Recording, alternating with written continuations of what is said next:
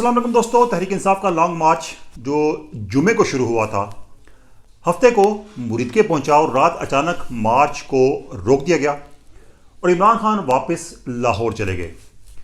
लाहौर में इमरान खान की किससे मुलाकातें हुई, क्या हुआ और हुकूमत के साथ तहरीक इंसाफ के मुज़ाकरात क्या होने जा रहे हैं और क्या कुछ होने जा रहा है, आज की वीडियो में आपको अपडेट्स देंगे, ताज़ा तरीन अपडेट्स। मैं हूं सरफराज राजा। अगर आप हमारे साथ नए हैं तो आपने 3 काम कर लेने हैं। हमारा चैनल सब्सक्राइब कर लेना है, बेल आइकन दबाना है ताकि हमारी वीडियोस की अपडेट्स आप तक फौरी तौर पर पहुंच सकें और हमारे फेसबुक पेज को भी आपने ज़रूर लाइक कर लेना है।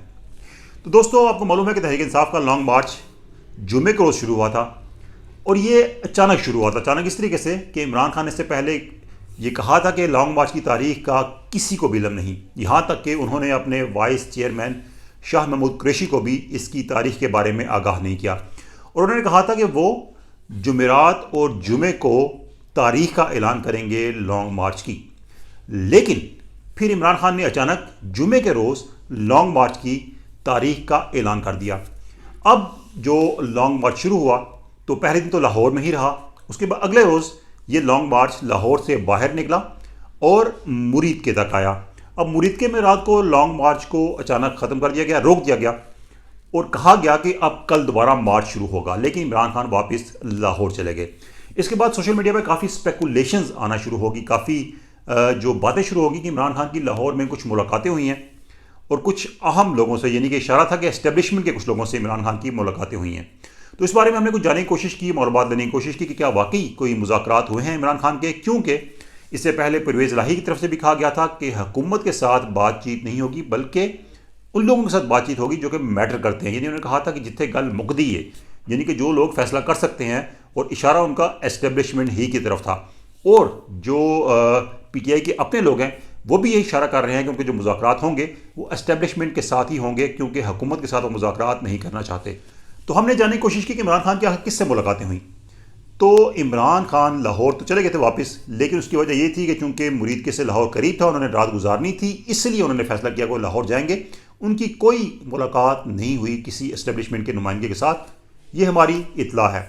इसके अलावा हुकूमत की तरफ से भी कमेटी की खबर सामने आई। एक कमेटी तश्कील दी गई है जिसमें तमाम जमातों के जो रहनुमा हैं, MNAs हैं, उनको शामिल किया गया है। और इस कमेटी के बाद ये कहा गया कि शायद ये कमेटी मुज़ाकरात करेगी तहरीक इंसाफ के साथ। और अब जो बात सामने आ रही है वो ये है कि ये कमेटी जो बनाई गई है, इसका मकसद ये है कि तहरीक इंसाफ के लॉन्ग मार्च से निपटना कैसे है, ये इस सूरत हाल का जायज़ा लेगी और इस हवाले से फैसला करेगी, क्योंकि इसमें तमाम जमातें शामिल हैं। तो इसलिए हुकूमत चाहती है कि ऐसा मुतफ़िका फ़ैसला हो जिसमें तमाम जमातें ऑन बोर्ड हों कि इस लॉन्ग मार्च से कैसे निपटना है। अब अगली बात कि लॉन्ग मार्च की जो प्रेजेंस थी, लोगों की तादाद थी, उसके बाद क्या इम्पैक्ट पड़ा। तो दोस्तों, लाहौर से जब ये लॉन्ग मार्च शुरू हुआ तो जो दावे किए जा रहे थे वो तो खैर नहीं पूरे हो सकते थे, लेकिन जो हुकूमत की अपनी एजेंसीज़ की रिपोर्ट्स हैं उसके मुताबिक इस लॉन्ग मार्च में तकरीबन जो लाहौर से चला था और लाहौर में जो पीक का जलसा था उसमें तकरीबन 15,000 के करीब लोग थे। ये हुकूमती एजेंसीज़ की रिपोर्ट्स हैं कि 15,000 के करीब लोग इस लॉन्ग मार्च में उस वक्त मौजूद थे। 15,000 एक अच्छी स्ट्रेंथ होती है।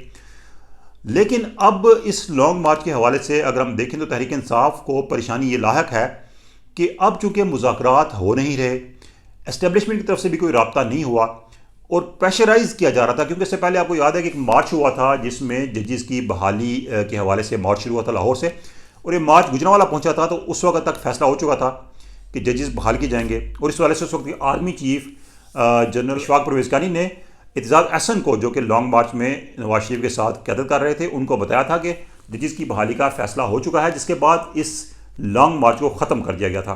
तो अब भी इसी तरह की शायद बातें जहन में थी कि शायद लॉन्ग मार्च शुरू होगा, इम्पैक्ट पड़ेगा, तो कुछ ना कुछ ऐसा फैसला सामने आ जाएगा कि लॉन्ग मार्च को ज़्यादा प्रोलॉन्ग नहीं करना पड़ेगा। लेकिन लॉन्ग मार्च मुरीद के पहुंच चुका है, लेकिन कोई उस तरह की सूरत हाल नहीं हुई, कोई मुज़ाकरात के राब्ते नहीं हुए, जिसकी वजह से एक परेशानी का आंसर भी तहरीक इंसाफ की क़यादत में आ रहा है। क्योंकि इस लॉन्ग मार्च को सस्टेन करना काफ़ी मुश्किल इसलिए होगा, सबसे बड़ी चीज़ कि एक्सपेंसेस बहुत ज़्यादा हैं लॉन्ग मार्च के हवाले से। पहले तो काफ़ी फाइनेंसर्स थे तहरीक इंसाफ के पास जो इनको फाइनेंस करते थे धरने को, लेकिन इस बार ऐसे फाइनेंसर नहीं हैं। इसी वजह से मसला बन रहा था लॉन्ग मार्च के हवाले से। तो फैसला किया गया था कि जो मुख्तलिफ अरकान पार्लियामेंट हैं, अरकान असम्बली, सूबाई असम्बली, उनको टास्क दिया गया था कि वो लोग न सिर्फ लेके आएँ बल्कि उनके क़याम व ताम का ख़र्चा भी उठाएँ। अब ये एक काफ़ी भारी खर्चा होता है कि आप अगर कुछ लोग लेके आते हैं जिनकी तादाद अगर हज़ारों में नहीं भी होती, सैकड़ों में होती है, तो उन लोगों को साथ लेके चलना, उनकी ट्रांसपोर्टेशन, उनके खाने पीने का इंतज़ाम करना किसी भी एमएनए के लिए या एमपीए के लिए मुश्किल इसलिए होगा कि आगे इलेक्शंस भी आएंगे और उनके इलेक्शन पर भी खर्चात आएंगे। तो इसलिए जो सियासी लोग हैं वही सोचते हैं कि अगर इलेक्शन पर भी खर्चा करना है और अभी भी सारे खर्च कर देंगे तो फिर क्या कैसे मामला चलेगा।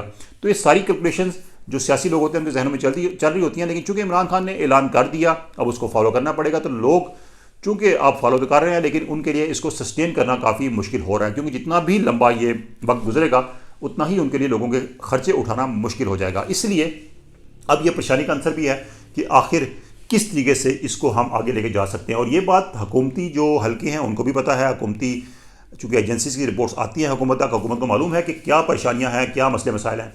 तो इसलिए अब ये कहा जा रहा है कि तहरीक इंसाफ प्रेशर बिल्ड करेगी कि किसी न किसी तरीके से उनको कोई एक फेस सेविंग दे दी जाए और कोई ना कोई ऐसी तारीख दे दी जाए जिसकी बिना पर वो कह सके कि हमने इंतखाबात की तारीख ले ली और उसके बाद हम जो है वो हमारा लॉन्ग मार्च कामयाब रहा। उनको एक फेस सेविंग मिल जाएगी वापस आने की और कोशिश की जा रही है कि इस्लामाबाद आने से पहले पहले ही उनको कोई फेस सेविंग मिल जाए, क्योंकि इस्लामाबाद में आकर उनको एक मखसूस जगह अलाट की जाएगी जो कि अभी तक नहीं की गई। क्योंकि हुकूमत से जो रब्ता हुआ था इंतज़ामिया से, तहरीक इंसाफ के लोगों का, हुकूमत ने यही मौका इख्तियार किया इंतज़ामिया ने कि आपने जो पहले कमिटमेंट्स की थी उनको ऑनर नहीं किया, उनकी पाबंदी नहीं की, इसलिए आपकी नई कमिटमेंट्स पर हम यकीन नहीं कर सकते। बहरहाल हुकूमती ज़राए कहते हैं कि उनको एक मखसूस जगह पर इजाज़त दी जाएगी सुप्रीम कोर्ट के अहकाम के मुताबिक। और ये मखसूस जगह जो पेशावर मोड़ के पास इतवार बाज़ार वाली जगह है वहाँ पर उनको जगह दी जाएगी, जहाँ पर इससे पहले मौलाना फजलुर रहमान भी एहतजाज और धरना दे चुके हैं। लेकिन यहाँ पर बैठे रहने से कोई इम्पैक्ट नहीं होगा, क्योंकि इससे शहरी लाइफ चलती रहेगी और वहाँ आपको खुद बैठना मुश्किल हो जाएगा।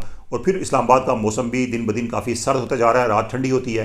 तो ये तमाम तर जो सूरत हाल है ये अब सामने है तहरीक इंसाफ के रहनुमाओं के सामने और हुकूमत के सामने भी है। इसलिए हुकूमत अब बेहतर बारगेनिंग पोजीशन में इसलिए है कि तहरीक इंसाफ को अब फेस सेविंग चाहिए कि वो किसी तरीके से फेस सेविंग मिले और वापस जाएँ।